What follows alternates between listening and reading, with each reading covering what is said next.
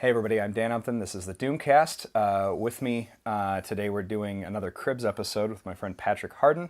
I met Patrick a while ago at the Funnybone when I was doing a show with Preacher Lawson, and I mentioned something about toy collecting, and he was like, yeah, and I was like, there's my people. So I was the only one in the room that did that. the only one that's ever done that.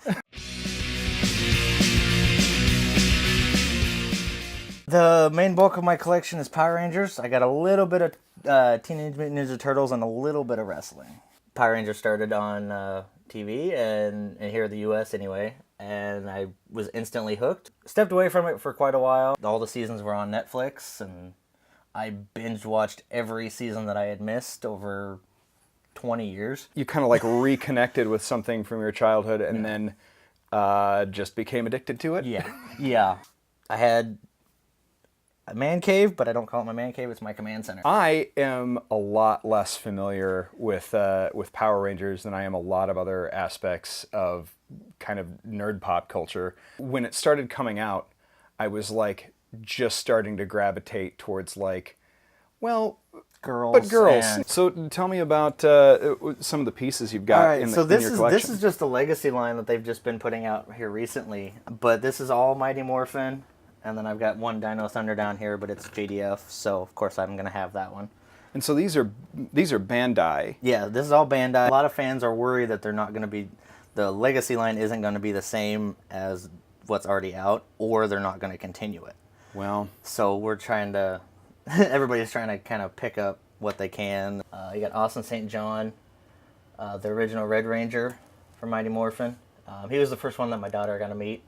He was amazing to my daughter. Then down here we've got David Yost, the original Blue Ranger. He was the very first Ranger that I met. Last February, I finally met Amy Jo Johnson, my first crush. David Fielding, he was Zordon. He was the floating head. Bulk and Skull, those two were a riot. And then Goldar, one of my favorite villains. You know, out of all of these folks, Goldar seems to have aged the best. Where do they hold Power Morphicon? With it being the 25th anniversary of Power Rangers, they moved to the Anaheim Convention Center next to Disney World. This is the Megazord from the movie last year. It's the biggest Megazord that they've put out that comes apart into the individual Zords. That is pretty huge. What is that, like 24 inches? Oh, yeah, 26, I think. And are these the original Bandai figures? These are the original flip heads. I had given my brother all my Power Ranger stuff. So tell me about this.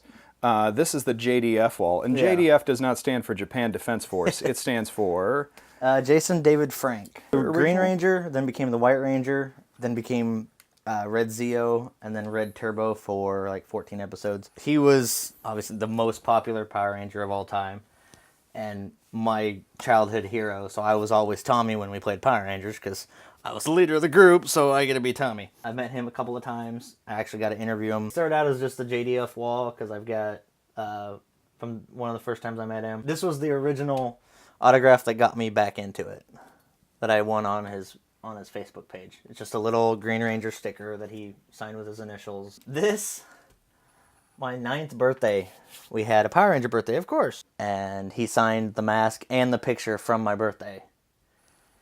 Wow, that's so... seems like such a cool dude. And then just Pops. A lot of Pops, the metal die-cast of all the Rangers. The original pink one that came out, the first line. And then Metallic. And then the new release. And then all of the movie. And then it goes into my Turtles down there.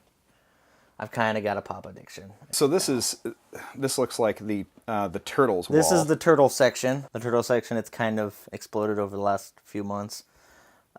Turtle Pops. I met Rob Paulson, who was Raphael in the 80s cartoon. And then my Casey Jones. He's my favorite character off of Turtles that's not a turtle.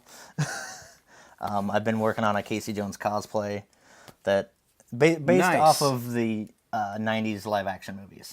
I met Kevin Eastman, the co-creator of Teenage Mutant Ninja Turtles. Yeah, baby. That was the first time I actually fanboyed. I just walked up and I didn't know what to do with my hands. Free. Man, and when you go back, like, to old school Ninja Turtles comics, yes, it's amazing that got made into a cartoon for absolutely. kids. Yeah. I got a Kevin Eastman, Casey Jones Oh, nice. sketch. As I've got a friend out in L.A. He was actually Babu on Power Rangers. The Really? suit actor. He was the stunt double for Rocky at some point on Power Rangers. But he has the turtle van. But he also has the Teenage Mutant Ninja Turtle suits as the Turtles. He actually that's worked with nuts. Vanilla Ice for a while on his tour. And he knew I was a huge fan. So he called me. He's like, hey, do you have these dates available? I was a turtle. Oh, nice. He has a trading card that he passes out. I'm Michelangelo. Oh, in the trading card? In the trading card. I've got my overflow of pops that don't really go with the Power Ranger Turtles side. It's kind of all over the place. Got some Darkwing Duck in here. Absolutely. Met Jim Cummings at Planet this year. Batman. I got a ton of Wonder Woman. She is probably my favorite DC character. And it's a good role model for my daughter. So it's easy to kind of use that as an excuse to get more Wonder Woman stuff. How much do you think you might have spent on just Power Rangers alone? Just if you want to, like... I've been very fortunate of finding them in like garage sales. Like my Time Force shelf, most of those were in lots or like consignment sales and stuff. Nice. The newer ones, I mean, you're looking at $20 a piece. Right.